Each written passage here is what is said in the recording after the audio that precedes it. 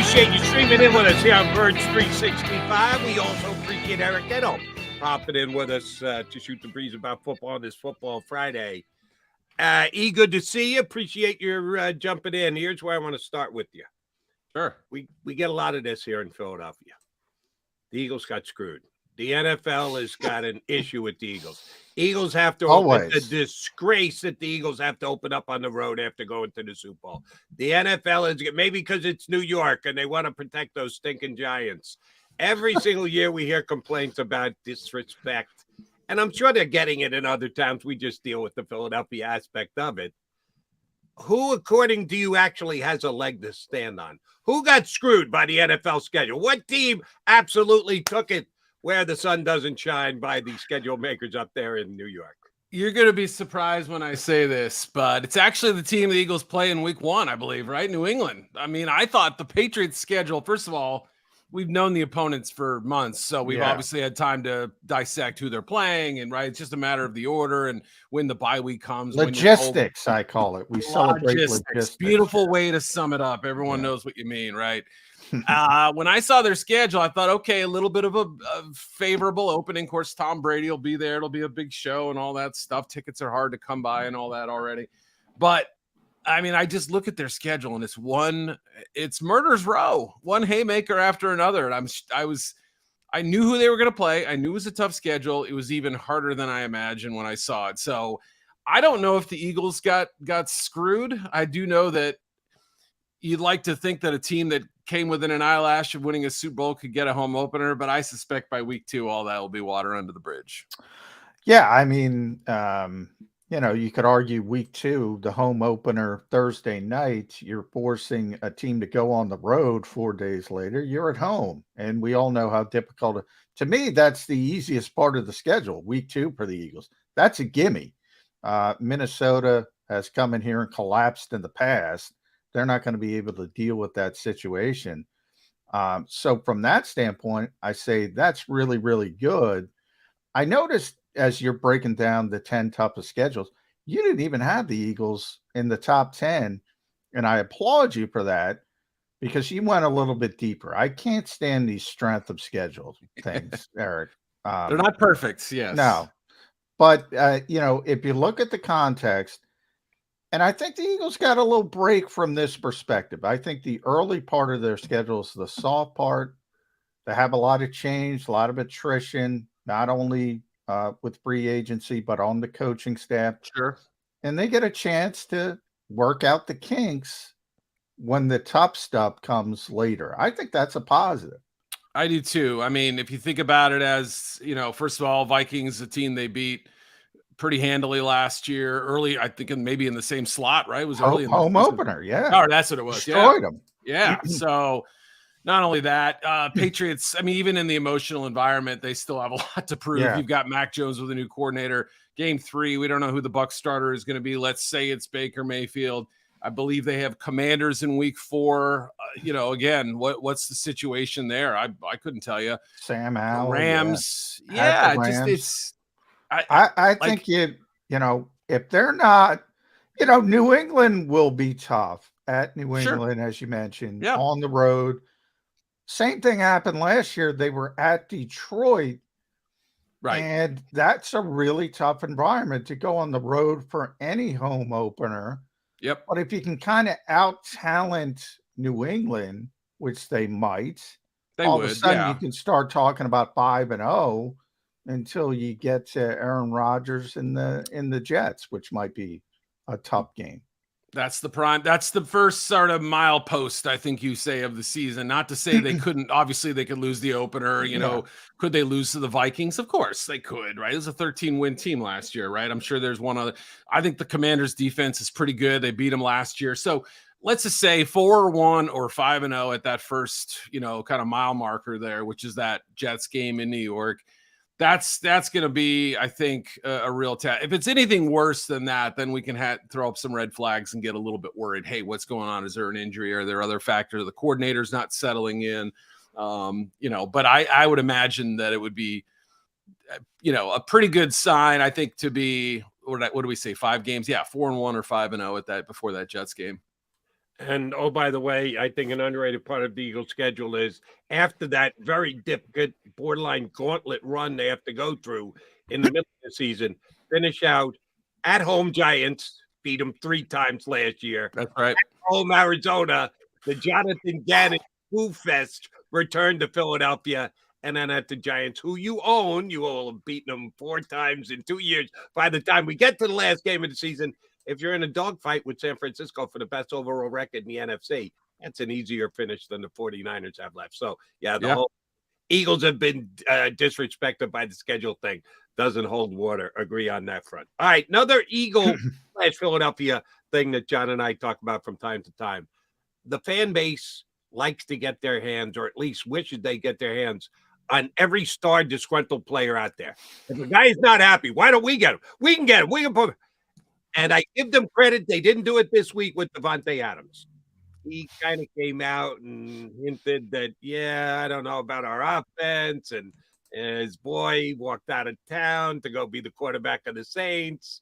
Doesn't sound like Davante is thrilled to be a Raider after 12 months after he was so sold on going home to Las Vegas to play. The Eagles haven't gone there. Eagles fans, we could use him. He'd be a great 3 behind Devontae Smith and A.J. Brown with Davante Adams here in Philadelphia. What is going to happen out in Vegas? If he's not coming to Philly, which I don't think he is, they're just going to play it through this year and then figure it out thereafter.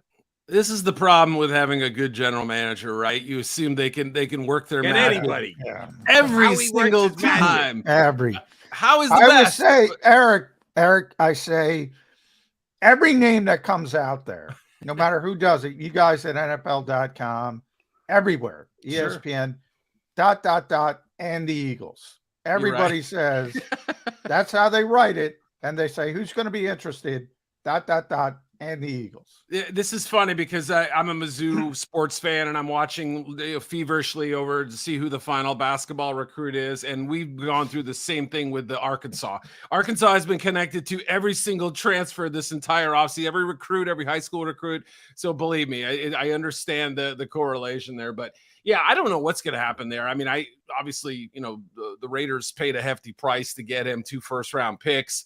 They brought him in as what you thought was this pairing with his college teammate and a good quarterback connection there with Derek Carr. Now Carr is gone. Obviously, you've heard a change in the way everything's being described. And, the beautiful thing about Davante is that he's almost quarterback proof. You can stick him in any type of offense. So he's got obviously mass appeal. Like there are 31 other teams that would love to have him, all things being equal and salaries and whatnot in the perfect world. But I don't think the Raiders are going to move him. I mean, I could be wrong, right? I don't see Jacoby Myers as the number 1. I obviously, you got to figure out what their future plans are beyond Jimmy Garoppolo. There's a lot to sort out. They need as many sure things as they can get.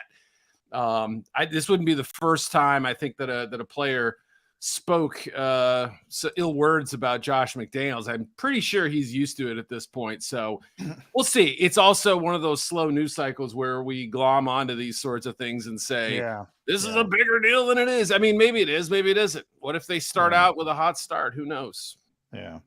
I want to stick out west a little bit, San Francisco, because that's become a bit of a rivalry. Obviously, the NFC Championship game did not go the way the 49ers would have liked. I mean, it's amazing they were there with the 3rd string quarterback. Then they're down to the 4th string quarterback. It would have been nice to see if Brock Purdy was healthy, how that game would have went. Right. But San Francisco as a whole, Eric, they're obviously a very good team. They're just collecting quarterbacks. What is the plan out there? The plan just to wait for Brock Purdy to get healthy? To me, it's a perfect opportunity to give Trey Lance one more chance. Because, you have this, you can default to, Brock's not healthy. So you don't have to worry about creating any kind of controversy and just say, all right, Kyle wins with everybody. Why can't he win with Trey Lance? John Lynch, you don't have egg on your face for making that pick. Why isn't that? To me, it seems pretty straightforward. That's what I would do. Yeah, I mean, it certainly would make sense, right? Especially having sunk so much cost into getting Trey Lance, 3 first-round picks in essence, and such a young player. I mean, this is we talk about the other quarterback on the roster, Sam Darnold. I think he's still only 25 years old, which boggles my mind. We've been talking about the guy for about 19 years, I feel like, but it's sort of a reminder that like you just can't give up on young quarterbacks. Obviously, we saw Geno Smith break out at age 31, 32 last year. So, but bigger point is that they have a lot of sunk cost into him. You have possibly an opportunity for him to be the season starter for a second year in a row. And if he's playing well, who's to say that they can't ride that thing as long as it goes till it goes off the rails, so to speak. Because if you're ever gonna recoup anything close to close trade value, he's got to play. Marinating and sitting on the side does not make him a more valuable collectible. So, and yet there's this sort of lingering, twisting in the wind talk about Louis Riddick, obviously respected guy around the league. He's got some connections out there. Mike Martz certainly has said the same thing, that Sam Darnold might be the guy. Where are they getting this from? Is this just like two guys happening on the same point coincidentally?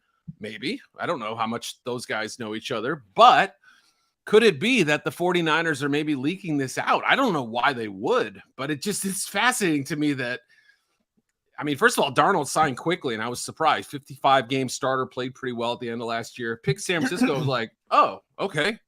Guess they're going to have 3 guys and figure it out as they go, but I really don't know. This will be a low-key, fascinating situation to watch unfold. As a guy who talked up Sam Darnold when he landed with my Jets, yeah, John and I were talking earlier about at some point you got to move on. You just got to throw up the white flag and go, I surrender, and get on with the rest of your life. If I got to double back and admit that Sam Darnold can actually play a little bit, not only am I going to be embarrassed, I'm going to be pissed. So it better not be Sam Darnold. Geno was bad enough, right? You get to watch Geno do well. Already happened with Geno. Yeah. We can't have a double barrel shotgun here, right? Appreciate that. Alex Smith came out this week and took a stance that young quarterbacks in the league can't develop over defensive coaches, coaches that come from the defensive side of the ball to become head coaches. I love that stance, by the way. Can I jump in? I love Let's hear it. Let me hear your theories. Yeah. Go ahead, Jody. Sorry. Well, I'll disagree with John and Alex Smith. First of all, there are only a couple of defensive head coaches in the entire National Football League, right?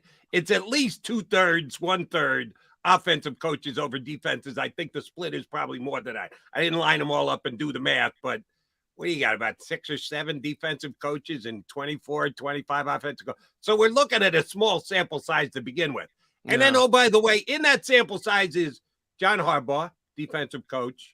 Lamar was able to win an MVP with him as his head coach, right? Mm-hmm. Pete Carroll came from the defensive side of the ball. Russell Wilson had a pretty damn good career up until he went to Denver. So somehow Pete Carroll couldn't put the kibosh on Russell Wilson.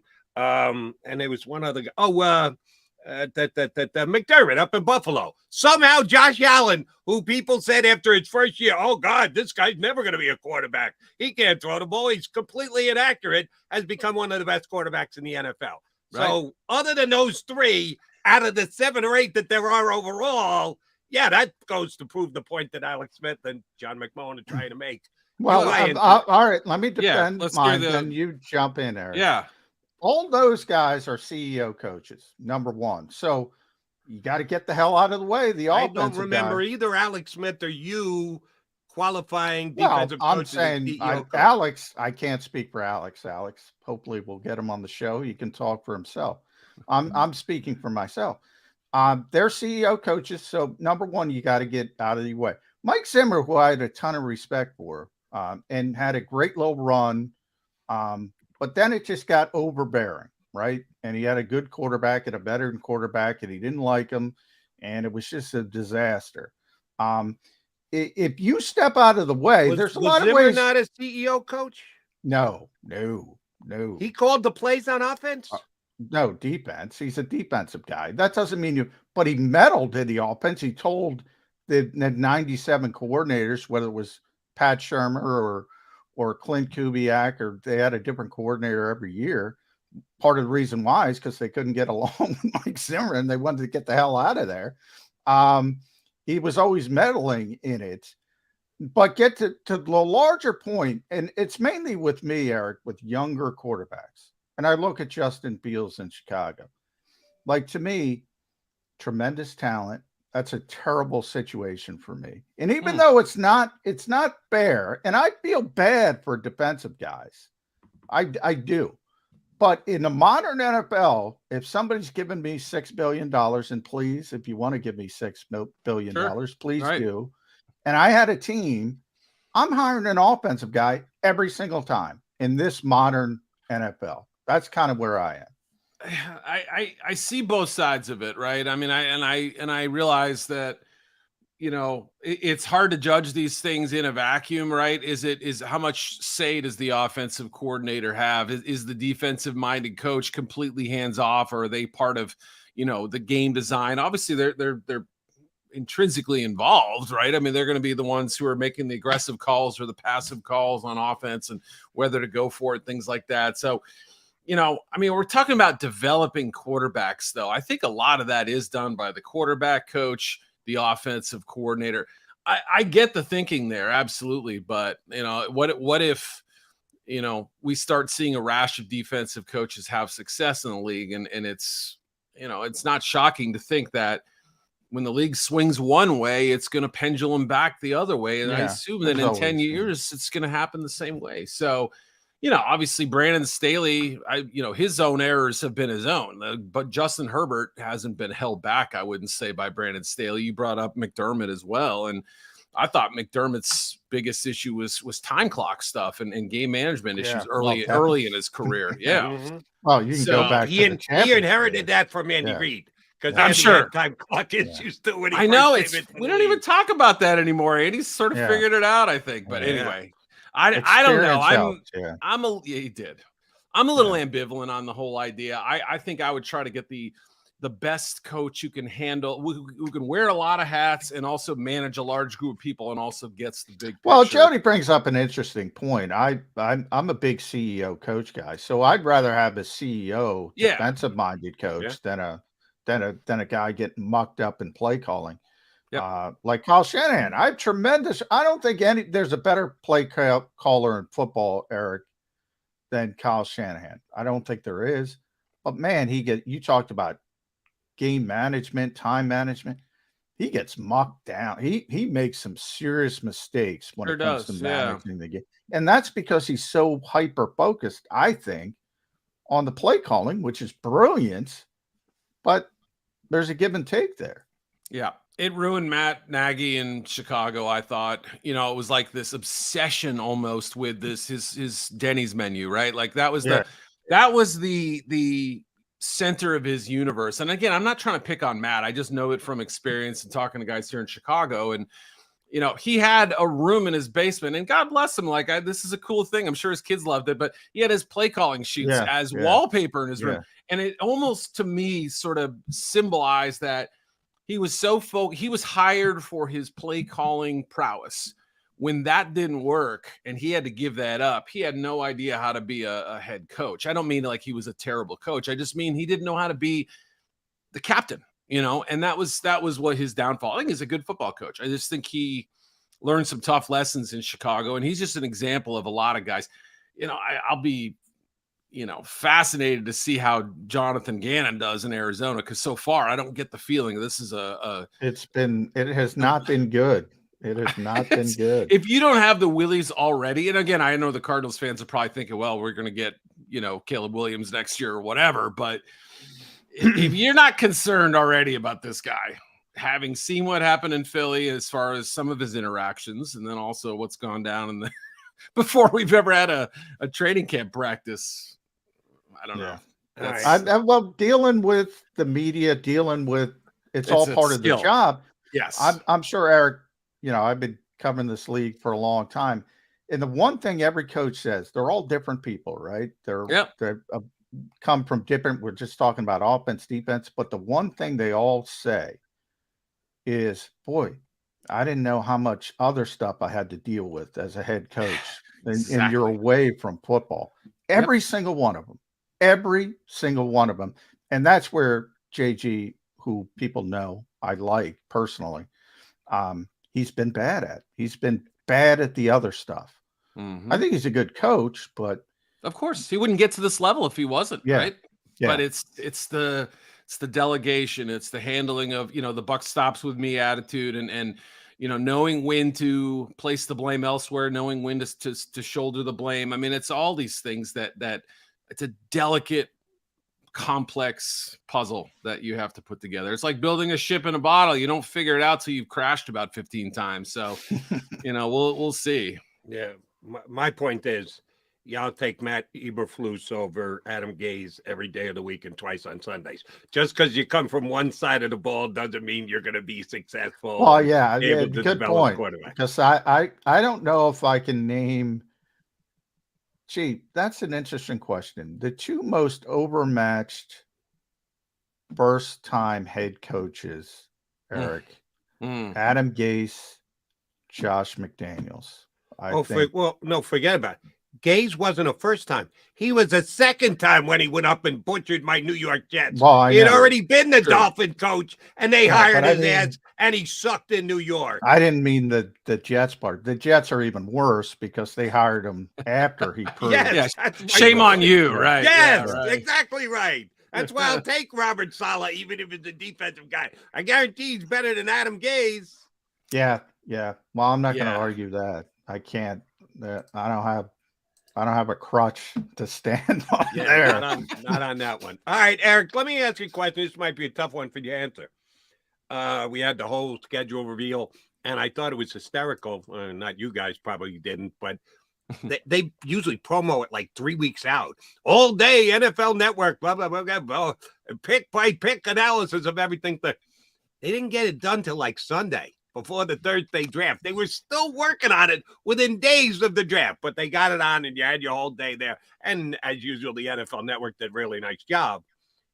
A lot of European games this year. Yeah. And I understand the whole philosophy behind it. The NFL is the big dog in this country. Nobody argues that. It's not even close, not even a competition. But internationally, the NBA actually outdoes the NFL. They sell better in China and Europe, other places.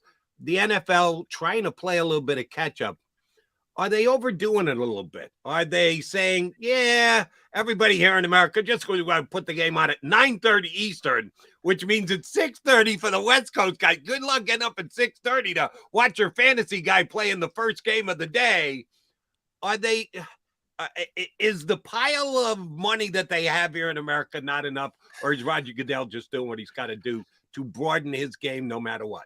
Are they not thinking about our Hawaiian NFL friends? My goodness, what time are they getting up for those European games? No, they're staying up. They're not going to bed. That's true, right? They're watching that game before they ever hit the sack. Smart man. That's exactly it. I mean, I will say this. I think you either continue to grow or you start to die. I mean, I know it always is going to look like greed from the outside. Oh, they favor money over everything else. And I promise you, I've had this stance before I was ever an NFL employee, right? I mean, my thinking is, are you going to let soccer infiltrate the United States before you infiltrate Europe or possibly Asia one day? I can remember Paul Tagliabue sitting in a Super Bowl press conference and him talking about wanting to discover the next Yao Fling, the Chinese quarterback, right? He made the name up on the spot, or one of his handlers did. Why did I never hear that before? Yao Fling? Yao Fling. I love that. I'll never forget it. Yes, boy, that was one of my first. You get in trouble for that today. Boy, can you imagine? Can you imagine saying that? You'd be butchered. But that's a real quote, by the way.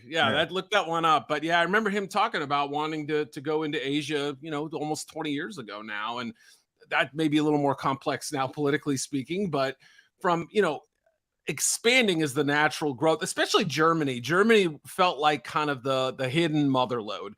That was the country. First of all, Germany and Austria have produced some players in recent years, which is nice. You always want to have that connection.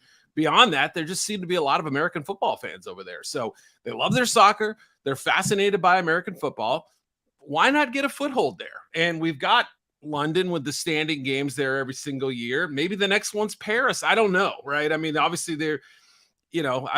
this isn't going to be like, the conquest of Europe here or anything like that. But I think there's a good chance that they keep expanding there. There's talk of a division in the UK, which would be led by my buddy Tony Khan in Jacksonville. Sure. They're having issues with that stadium down there. Yep. But I'll end it here at Eric_Edholm. Make sure you follow Eric on Twitter. Does a tremendous job. Read him at NFL.com. Back to your neck of the woods, Chicago. For this reason, yeah, I thought it was really interesting. Ryan Poles was on a station out there, I think it was this week, talking about Jalen Carter. And he basically kind of admitted, you know what? We're not in a position to take a player like that. Whereas we here in Philadelphia, 2-time executive of the year, Howie Roseman, Howie can do no wrong right now, Eric. Everything he does is perfect.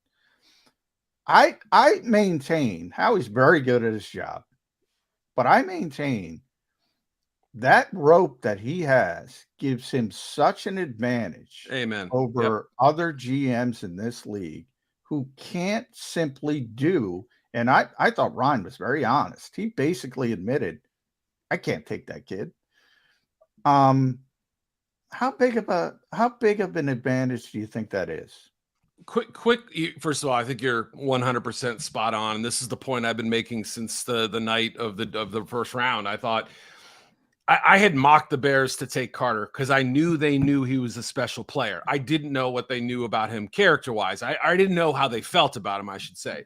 And I should have realized exactly what Poles has said, which is, in essence, this is my reading of what he said, which is super talented kid. Don't know if this is the right place for him, that we can support that kind of thing. Philadelphia, however, is almost the perfect terrarium for this fascinating player to grow, because not only do you have the Georgia connection, obviously all his former teammates who are there now, but also the winning pedigree in recent years, an upward progression that, you could argue they maybe are a better team this year than last year. Maybe, you never know.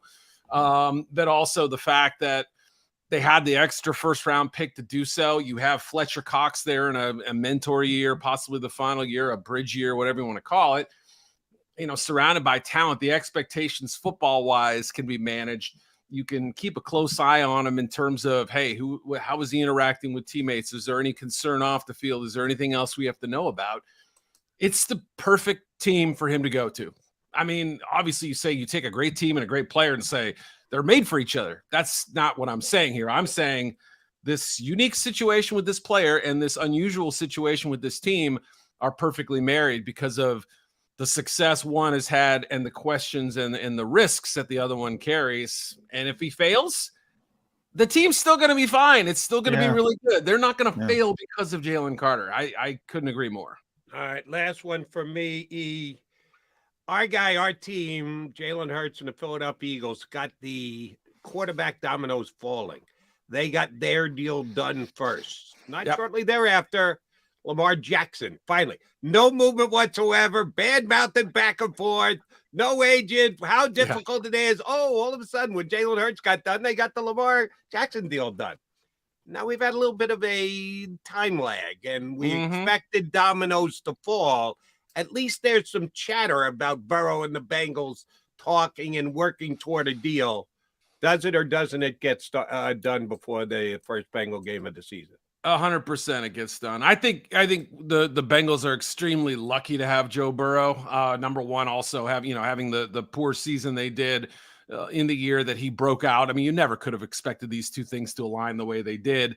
It was a Haley's Comet of events, right? But he happened to be from Ohio. He loves the city. He's already talking about wanting to keep the group together. Like guys from, even Ohio State said, like, Joe is like all about the team, right? I mean, I think they're fortunate in that he knows I'm going to be rich one way or the other. I'm not going to be greedy about this contract. Yes, I'm going to have some pretty big numbers that I ask for, but big relative to other quarterbacks, maybe not. So I think it absolutely gets done. I mean, The biggest issue for Cincinnati would be the length and the total money, because you got to have that money in escrow. Yeah. Right? And this is not exactly known as a cash-rich franchise, nor are the LA Chargers, who have Herbert. So that's really kind of the hidden drama there. I think most of the negotiations won't be that hard, believe it or not. It's going to be over the total length and how they got to get all their ducks in a row. Some organizations can just say, hey, write the check, and you want to lock them up.